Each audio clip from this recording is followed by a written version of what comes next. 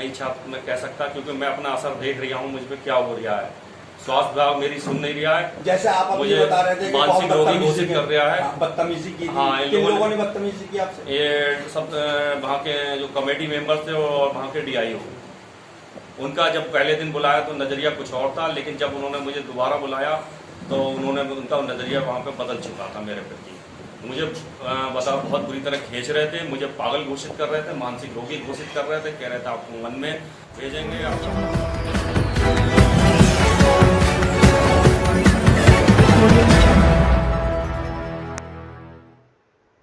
Corona की vaccine लगवाई तो रोडवेज के परिचालक के शरीर पर चिपकने लगी लोहे की वस्तुएं। नमस्कार, आप देख रहे खबर बुलंद भारत। बरेली से जमीर अहमद की रिपोर्ट। कोरोना वायरस के नए तमाशे देखने को मिल रहे हैं। पिछले वर्ष कोरोना वायरस के कारण देश के मजदूरों की बदहाली मोदी सरकार की लापरवाही के कारण देखी गई थी, तो वहीं सरकारी मशीनरी का भी तमाशा खूब देखा गया था। आज तक सरकारी मशीनरी का तमाशा देखा जा रहा है। आपको बताते चलें, जब कोरोना वैक्सीन आई तो मोदी सरकार ने खूब अपना सीना पीटा कि दुनिया में सबसे पहले हमने कोरोना की वैक्सीन तैयार कर ली। जब वैक्सीन देश की जनता को लगवाने की बात आई तो मोदी सरकार ने वैक्सीन की कीमत मांगी थी, जिस पर खूब जमकर हंगामा हुआ था। उसके बाद उम्र के हिसाब से देश की जनता को वैक्सीन लगवाने का आदेश जारी किया गया। फिलहाल कोरोना की वैक्सीन को लेकर तमाशे होते ही रहते हैं। इन तमाशों के बीच में उत्तर प्रदेश के जनपद बरेली के थाना सुभाष नगर क्षेत्र के सुभाष नगर का रहने वाला पवन टंडन, जो कि रोडवेज विभाग में संविदा पर परिचालक पद पर तैनात है। पवन टंडन ने 21 अप्रैल को वैक्सीनेशन कैंप पर अपनी वैक्सीन लगवाई थी, जिसके बाद पवन टंडन की तबीयत बिगड़ने लगी। फिर क्या था, पवन टंडन के शरीर पर लोहे की वस्तुएं चिपकने लगी, जिसकी लिखित शिकायत देश के प्रधानमंत्री नरेंद्र मोदी और प्रदेश के मुख्यमंत्री योगी आदित्यनाथ सहित जिले के आला अधिकारियों से की थी। पवन टंडन की शिकायत पर मुख्य चिकित्सा अधिकारी के यहां पर पवन टंडन को बुलाकर जांच की गई, जिसमें पवन टंडन के साथ अभद्रता जांच अधिकारी ने की। आज पवन टंडन ने जानकारी देते हुए बताया, नींद नहीं आती है, शरीर टूटता, शरीर सुस्त पड़ गया मेरा, और फिर मेरे शरीर पे ये बर्तन और ये लोहे की वस्तुएं वगैरह चिपकने लगी हैं। इसके आपने किसी शिकायत की? हाँ, इसकी शिकायत लिखित मैंने माननीय प्रधानमंत्री जी और मुख्यमंत्री जी, DM साहब और CMO साहब को भी करी थी। इसमें किसी तरह की आपको राहत मिली? नहीं, इसमें मुझे कोई राहत नहीं मिली। कोई सुनवाई हुई किसी तरह की? कोई जांच वगैरह हुई? कोई जांच नहीं, मतलब जांच भी नहीं हुई है, और उल्टा इन लोगों ने मेरे साथ बहुत बुरा बर्ताव करा। स्वास्थ्य जैसे कैसा बर्ताव कर दिया? इन लोगों ने मेरे को फ़ोन करके बुलाया था। किन लोगों ने बुलाया? पहले दिन तो मुझे DIO ने बुलाया। DIO मतलब कौन? Doctor RN Singh. ऑफिस?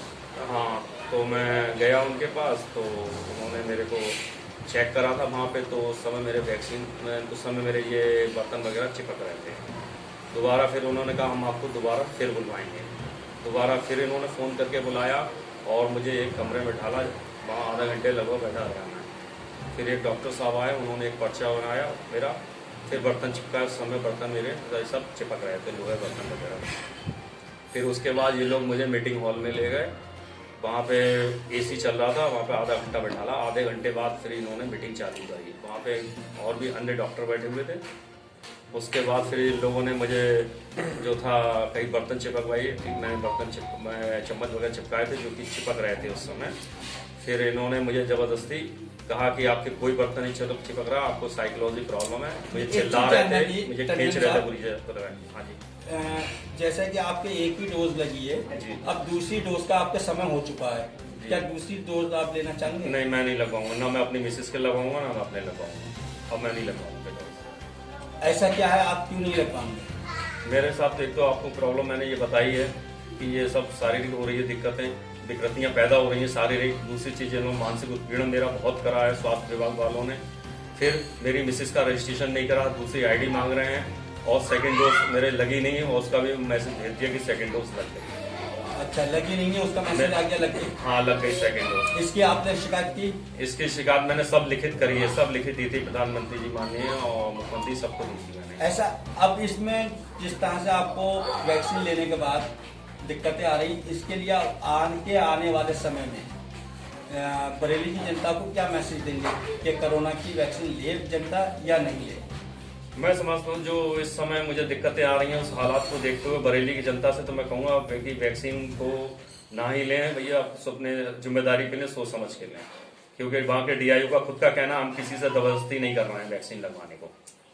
इस वैक्सीन से आपको और क्या दिक्कतें आ गई? मैंने आपको यही बताया था कि शरीर में जो चिपकन वगैरह हो रही है और मुझे नींद नहीं आ रही है। आपकी पत्नी को क्या दिक्कतें आ रही हैं? मेरी पत्नी का रजिस्ट्रेशन नहीं होने दिया इन लोगों ने। नहीं, वैक्सीन लेने के बाद क्या? उसको और कोई दिक्कत नहीं है, सिर्फ दिक्कत मुझे हुई है। दिक्कत आपको हुई? हाँ। आपकी उम्र क्या होगी? मेरी इस समय 45 पार कर चुका हूँ, 45 के आसपास लगभग हूँ मैं। अगर आपको इससे कोई राहत नहीं मिलती है तो आगे अगला कदम आप क्या उठाएंगे? किससे दोषी मानेंगे? मैं इस चीज़ का दोषी स्वास्थ्य विभाग को मानूंगा। कर रही है भारत सरकार अत्याचार बहुत ज़्यादा, और इसमें जो पिछले जो 2 साल से जो सब माहौल बदल गया, सब कुछ बदल गया है, और ये हम लोग झेल रहे हैं परेशानियाँ।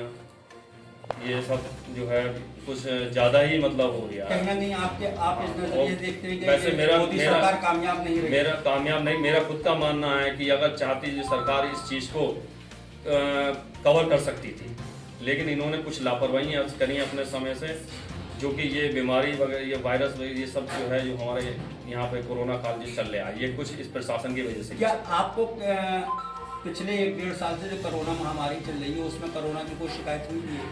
नहीं, मुझे आज तक कोरोना की कोई शिकायत नहीं है। मैं तो किसी तरह की और कोई भयंकर बीमारी? ना, कोई बीमारी नहीं, मुझे कोई बीमारी नहीं, बिल्कुल स्वस्थ आदमी था मैं। बस मुझे वैक्सीन लगने के बाद दिक्कत होगी, उससे पहले मैं स्वस्थ आदमी था। अगर आपके स्वास्थ्य विभाग और प्रधानमंत्री मोदी नहीं सुनते तो अगला कदम आप क्या उठाएंगे? मेरे खुद समझ में नहीं आ रहा मैं अगला कदम क्या उठाऊँ। मैं तो यही चाह रहा हूँ कि मैं जो मतलब इस चीज़ को, मेरी समस्या का हल करें भाई। अब मैं किसके पास जाऊँ, क्या करूँ, मेरी खुद समझ में नहीं आ रहा, क्योंकि मेरी कोई सुनने वाला नहीं है। जब इस संबंध में मुख्य चिकित्सा अधिकारी बलवीर सिंह से जानना चाहा तो उन्होंने कहा, ये समस्या का समाधान आइए। एक्चुअली ये प्रकरण मेरे संज्ञान में आया है। अभी DIU साहब हमारे जो इम्यूनाइजेशन देखते हैं, उन्होंने ये मुझे बताया था। उन्होंने देखा भी है कि वास्तव में ये बात सत्य है, लेकिन अभी तक कोई इस तरह का रिपोर्टेड केस नहीं है। तो इस केस के लिए हमने स्टेट राज्य स्तर को लिखा है। AFI कमेटी होती है हम लोगों के यहाँ, कि जिसमें एडवर्स इवेंट्स, टीकाकरण के बाद कोई दिक्कत होती है तो उसकी मीटिंग होती है हम लोग, राज्य स्तर पर भी है, जिला स्तर पर भी है। तो इसके लिए हमने स्टेट को लिखा हुआ है पूरा केस रेफर करके कि इसमें क्या हो सकता है। वैसे अभी तक कोई इस तरह का वैक्सीन से कुछ रिपोर्टेड हुआ नहीं है अभी तक, ये पहला केस है। जैसा उनका एक आरोप ये है कि उन्होंने जो शिकायत की, उस शिकायत के बाद जांच कमेटी बैठी, जांच कमेटी ने उनके साथ बहुत ही गलत व्यवहार किया। क्या ऐसा कुछ होता है? जांच कमेटी इस तरह का? नहीं, कोई उनको अधिकार नहीं है इस तरह से। अगर उन्होंने किया तो गलत किया, इसकी मैं जांच करूंगा, और उनको कायदे से समझाना चाहिए था। उनको क्या क्या व्यवस्था, उनको संतुष्ट करके ही भेजना चाहिए था। जांच कमेटी का ये उत्तरदायित्व था कि उनको बताते कि हम क्या करने वाले हैं। और मैं अतिशीघ्र इस प्रकरण को पुनः अपने संज्ञान में लाया, इसको अपने स्तर से भी देखने का प्रयास करूँगा, ताकि उनको भी सही से समझ में आ सके क्या वास्तविकता क्या है। एक चीज़ ये जानना थी कि कितना समय लग जाएगा उनके इस समस्या का समाधान करने में?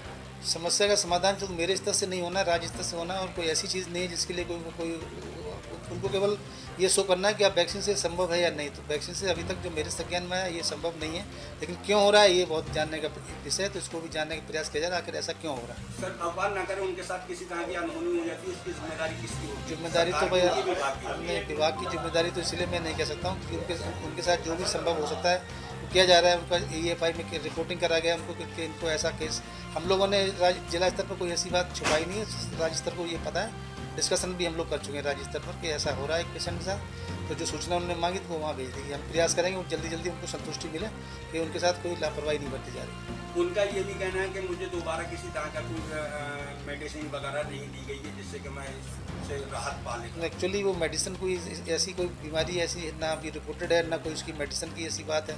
तो अभी हम लोगों को तो ये कहा जा रहा है वैक्सीन से ऐसा साइड इफेक्ट होना संभव नहीं, लेकिन हो रहा है क्यों हो रहा है ये एक जानने का विषय है। एक चीज़ ये जानना थी, कोई भी वैक्सीन लगवाते हैं क्या उससे पहले किसी भी प्रकार की उनकी बॉडी की जांच की जाती है? जांच नहीं करते हैं। अक्सर हम लोग ये देखते हैं कि कुछ ऐसी बीमारियां हैं जिनमें कैंसर है, मरीज की हालत ठीक नहीं है, उनसे पूछते हैं कि अगर कोई ऐसी बात तो नहीं है, कोई पुराना हिस्ट्री तो कोई नहीं, तो अगर वो बताते हैं तो वैक्सीन नहीं लगाते हैं। जांच करने को प्रावधान नहीं कि हर मरीज को टीकाकरण से पहले जांच नहीं करी जाती।